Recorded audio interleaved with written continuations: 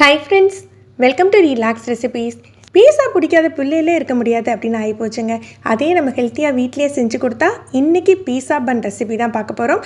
பன் மாதிரி சாஃப்டாக இருக்கும், பீஸாவோட டேஸ்ட்டில் அட்டகாசமாக இருக்குங்க. இதை நம்ம ஸ்டவ் டாப்பில் தான் செய்ய போகிறோம், ஓவன் இல்லாமையே செய்யலாம். ஒரு 1.25 கப் அளவுக்கு வெது வெதுப்பான தண்ணி எடுத்திருக்கேன். இதில் ஒரு 3 டீஸ்பூன் அளவுக்கு சீனி சேர்த்துக்கலாம். அதில் ஒரு 3 டீஸ்பூன் அளவுக்கு ஆக்டிவ் ட்ரை ஈஸ்ட்டு சேர்த்துக்கிறேன். இப்போ ஈஸ்ட்டு எல்லா கடைகள்லையுமே கிடைக்கிது. நல்லா மிக்ஸ் பண்ணிவிட்டு ஒரு 5 நிமிஷம் அப்படியே வச்சிடலாம். தண்ணி கண்டிப்பாக வெது வெதுப்பாக தான் இருக்கணும்.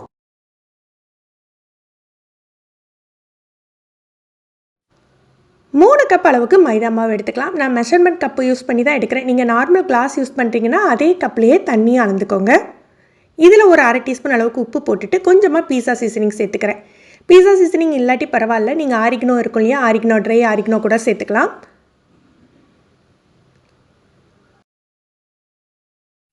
இதோட ஒரு 2 டேபிள் ஸ்பூன் அளவுக்கு ஆலிவ் ஆயிலுக்கு பதிலாக நம்ம குக்கிங் ஆயிலும் சேர்த்துக்கலாம். இதெல்லாம் சேர்த்து நல்லா முதல்ல மிக்ஸ் பண்ணி விட்டுக்கலாம்.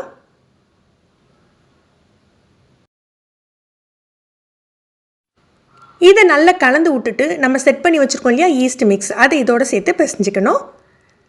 ஈஸ்ட்டு நல்லா ஆக்டிவ் ஆகிருந்தால் தான் இந்த மாதிரி உங்களுக்கு நுரைச்சி பொங்கி வரும். இப்படி பொங்கி வந்தால் தான் நமக்கு பன்னுக்கோ இல்லை பீஸாவோ எதுவாக இருந்தாலும் அந்த மாவு நல்லா செட் ஆகி வரும்.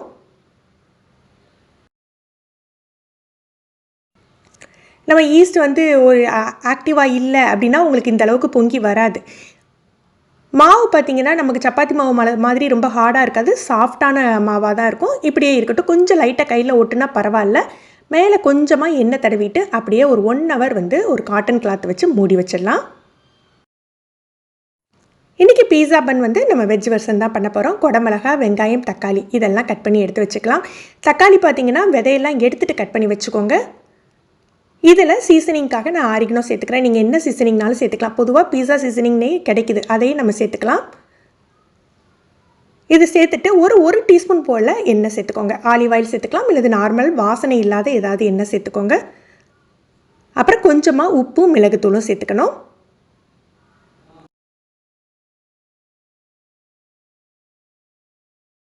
இதோட மோசரலா சீஸ் இருக்கு இல்லையா, அதை ஒரு பவுல் அளவுக்கு சேர்த்துக்கிறேன். நம்ம நார்மலாக பீஸா செய்கிறதுக்கு எல்லாமே மேலே டெக்கரேட் பண்ணி அப்படியே செட் பண்ணி வைப்போம். பீஸா பன் செய்கிறதுக்கு பார்த்திங்கன்னா எல்லாத்தையுமே ஒன்றா சேர்த்தே நம்ம மிக்ஸ் பண்ணிடலாம். இதெல்லாம் நல்லா மிக்ஸ் பண்ணி விட்டுக்கணும். மிக்ஸ் பண்ணி ரொம்ப நேரம் ஊற விடாதீங்க, உடனே நம்ம செய்ய ஆரம்பிக்கணும். அதனால் நம்ம மாவு செட் ஆன பிறகு இதை கலந்தால் போதும். சாஃப்டான வெண்ணெய் ஒரு 4 டேபிள் ஸ்பூன் எடுத்திருக்கேன். இதுலேயுமே நம்ம கொஞ்சம் சீசனிங்கோ சில்லி ஃப்ளேக்ஸும் சேர்த்துக்கலாம். ஆரிகனோ சில்லி ஃப்ளேக்ஸ் 2 சேர்த்து நல்லா மிக்ஸ் பண்ணி விட்டுக்கலாம். இது பன்னுக்கு மேலே கோட் பண்ணுறதுக்கு தான், அந்த டேஸ்ட் கொடுக்கறதுக்காக இந்த மாதிரி மிக்ஸ் பண்ணி விட்டுக்கிறோம். 1 மணி நேரம் மாவை மூடி வச்சுருக்கோம். பாருங்கள் நல்லா எப்படி பொங்கி வந்திருக்குன்ட்டு. கொஞ்சமாக மைதா போட்டுட்டு இப்போ நம்ம மாவை உருட்டி எடுத்துக்கலாம். நமக்கு எந்த சைஸில் பீஸா பன் வேணுமோ அந்த சைஸில் மாவை நம்ம பிரித்து எடுத்துக்கலாம். நீங்கள் பீஸா பண்ணுறதா இருந்தாலுமே இதே தான் ப்ரொசீஜருங்க. அந்த மாவு இந்த மாதிரி தான் பிசைஞ்சிக்கணும். என்ன நம்ம இதில் எல்லாத்தையுமே வெஜிடபிள்ஸ் எல்லாத்தையும் ஒன்றா போட்டு மிக்ஸ் பண்ணிட்டோம் இல்லையா, அதில் மேலே அப்படியே நம்ம ஸ்ப்ரெட் பண்ணுவோம். ஈக்குவல் சைஸாக மாவை பிரித்த பிறகு இந்த மாதிரி உள் நோக்கி மடக்கி விட்டுட்டு அப்படியே ரோல் பண்ணிக்கணும். அப்போ தான் உங்களுக்கு பன்னு ஒன்று போல் வரும். பீஸா சாஸ்க்கு பதிலாக இன்றைக்கி சிம்பிளாக டொமேட்டோ கெச்சப்பில் கொஞ்சமாக பெப்பர் பவுடர், ஆரிகனோ போட்டு மிக்ஸ் பண்ணி எடுத்து வச்சுருக்கேன். வெண்ணெயும் உருக்கி எடுத்து வச்சுருக்கேன். நம்ம மிக்ஸ் பண்ணியிருந்தோம் இல்லையா, அந்த வெண்ணெயை உருக்கி எடுத்துருக்கேன். எந்த பிளேட்டில் நீங்கள் பேக் பண்ண போகிறீங்களோ அதில் உள்ள பட்டரோ அல்லது ஆயிலோ தடவிக்கலாம். நம்ம உருட்டி வச்சுருக்க பாலை இந்த மாதிரி கையால் ஸ்ப்ரெட் பண்ணிக்கணும். கொஞ்சம் திக்காக ஸ்ப்ரெட் பண்ணிக்கணும். நம்ம சப்பாத்தி கொழுவி வச்சு தேய்க்க வேண்டாம். இதில் நம்ம எடுத்து வச்சுருக்கோம் இல்லையா பீஸா சாஸ், இதை தடவிக்கணும். நீங்கள் ரெடிமேட் பீஸா சாஸ் கூட யூஸ் பண்ணிக்கலாம். இல்லது நம்ம தக்காளி, இல்லை கார்லிக்கு, ஆனியன் போட்டு தயார் பண்ணி கூட வச்சுக்கலாம்.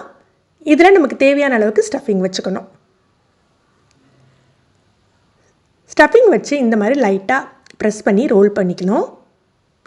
இதை நல்லா க்ளோஸ் பண்ணி விட்டுடலாம்.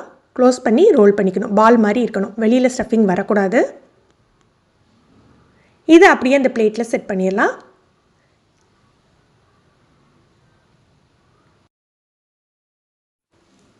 நீங்கள் ஓவனில் பண்ணுறதா இருந்தால் நல்ல 220 டிகிரிக்கு நம்ம ஒரு 15 மினிட்ஸ் ப்ரீ ஹீட் பண்ணி வச்சுக்கலாம். ரெண்டுக்குமே சேம் ப்ரொசீஜர் தான்.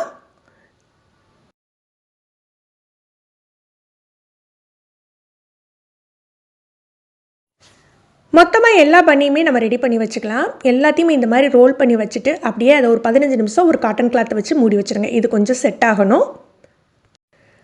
நான் இன்றைக்கி ஸ்டவ் டாப்பில் பார்த்திங்கன்னா ஒரு பிரியாணி பாட்டு மாதிரி எடுத்திருக்கேன். நல்ல ஒரு அகலமான பாட்டு எடுத்திருக்கேன். நீங்கள் வந்து ஒரு பெரிய தவா கூட எடுத்துக்கலாம். அதுக்கு நடுவில் இந்த மாதிரி ஒரு ஸ்டாண்டு போட்டு மூடி போட்டு 15 நிமிஷம் நல்ல ஹை ஃப்ளேமில் வச்சிடணும். உப்பெல்லாம் போடணும்னு அவசியம் இல்லைங்க, இப்படியே இருக்கட்டும். அதுக்குள்ளே நம்ம செட் பண்ணி வச்சுருக்க பன் எல்லாமே நல்லா உப்பி வந்திருக்கும். இதுக்கு மேலே நம்ம மெல்ட் பண்ணி வச்சுருக்க பட்டரை தடவிக்கலாம். பட்டரில் நம்ம நிறைய சீசனிங்கெல்லாம் போட்டிருக்கிறதுனால பன் வெளியில் சாப்பிட்றதுக்கு அவ்வளோ ஒரு டேஸ்ட்டாக இருக்கும். இப்போ நம்ம அந்த தவாக்குள்ளே வைக்க வேண்டியதான். இதுதான் ரொம்ப கவனமாக வைக்கணும். 15 நிமிஷம் ரொம்ப ஹை ஹீட்டில் இருக்கிறதுனால ரொம்ப ஹாட்டாக இருக்குங்க. திறந்தாக்கிலே கையிலலாம் அனல் அடிக்கும். ரொம்ப கவனமாக இதுக்குள்ளே நம்ம வந்து அந்த பன்ஸ் பிளேட்டை வச்சுக்கலாம். கவனமாக வைக்கணும். கண்டிப்பாக வந்து ரொம்ப அனல் அடிக்கும். இப்போ பழையபடியே இதை க்ளோஸ் பண்ணி ஒரு 20 நிமிஷம் வைக்கலாம். நம்ம வச்சுருக்க பன்னோட சைஸை பொறுத்து 20 நிமிஷத்துலேருந்து அரை மணி நேரம் ஆகும். நீங்கள் நடுவில் ஓப்பன் பண்ணி கூட பார்த்துக்கலாம். எனக்கு வந்து ஒரு அரை மணி நேரம் ஆச்சு. பாருங்கள் நல்ல செவந்து எப்படி வந்திருக்குன்னு சொல்லிட்டு. இப்போ இதை எடுத்துடலாம். நீங்கள் ஓவனில் வைக்கிறதா இருந்தாலும் 20 to 30 மினிட்ஸ் நீங்கள் வைக்கணும். நீங்கள் வைக்கிற பீஸாவோட சைஸை பொறுத்து நீங்கள் வச்சுக்கோங்க. இதுக்கு மேலே திரும்பவும் நம்ம வந்து வச்சுருக்க பட்டரை தடவிக்கலாம். நீங்கள் வந்து இப்போ வந்து நார்மல் பட்டர் கூட அப்ளை பண்ணிக்கலாம். பட்டர் அப்ளை பண்ணிங்கன்னா ரொம்ப சாஃப்டாக இருக்கும். இந்த பன் பார்த்திங்கன்னா உள்ளுக்குள்ளே நல்லா வந்து அப்படி சாப்பிடையில் ஒரு பீஸா சாப்பிட்ற எஃபெக்டாகவும் இருக்கும். அதே சமயம் நல்லா சாஃப்டாகவும் இருக்கும். நீங்களும் இதை ட்ரை பண்ணி பாருங்கள். இந்த வீடியோ பிடிச்சிருந்ததுன்னா லைக் பண்ணி ஷேர் பண்ணுங்கள். ஃபஸ்ட் டைம் நம்ம சேனல் பார்க்குறீங்கன்னா ரிலாக்ஸ் ரெசிபீஸ் சப்ஸ்கிரைப் பண்ணிக்கோங்க. கீழே இருக்க பெல் பட்டனில் ஆல்ங்கிற ஆப்ஷன் செலக்ட் பண்ணி வச்சுக்கிட்டிங்கன்னா வீடியோக்கள் போட்ட உடனே நோட்டிஃபிகேஷன் கிடைக்கும். தேங்க்யூ.